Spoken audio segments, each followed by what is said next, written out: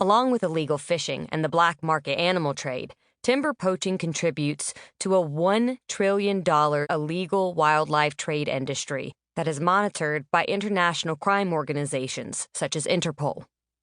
Timber poaching is legally classified as a property crime, but it's unique in its bounty and setting.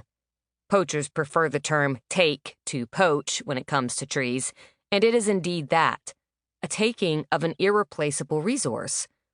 In North America, trees are our deepest connection to history, our versions of cathedrals and standing ruins. When they are poached, though, they become stolen goods and are investigated as such.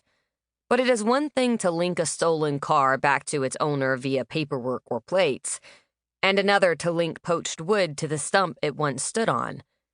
In lush forests, those stumps are usually hidden behind a curtain of trees, or covered in moss, or buried in branches, in all cases next to impossible to find. Placing a value on poached wood is likewise complicated.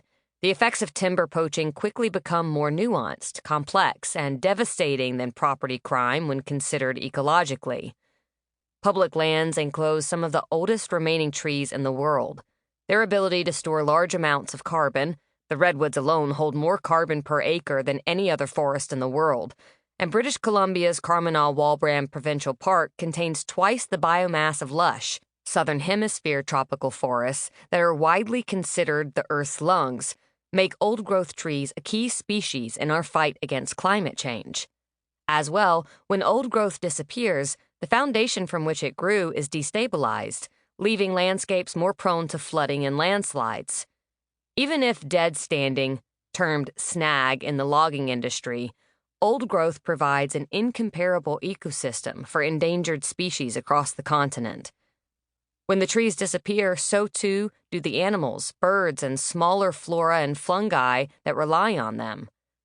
Tree poaching, even on a small scale, has a far-reaching impact, contributing to a decline in environmental health and weakening our forests, leaving marks on the earth that will persist for hundreds of years. In the world of conservation law enforcement, though, an invisible line seems to divide flora and fauna. Arguing and fundraising to protect animals, especially charismatic megafauna, such as elephants and rhinos, from poaching and illegal trade tends to be easier than advocating to guard plants.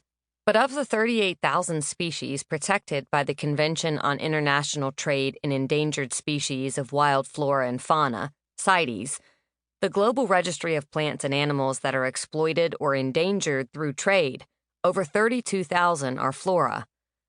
The very nature of old growth provides an opportunity to transcend that invisible line. In Redwood National and State Parks in California, Chief Ranger Stephen Troy says the trees are the rhino horn of the American West.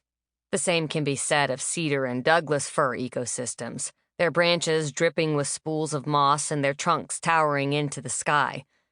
These are trees that invoke awe through height and age and circumference.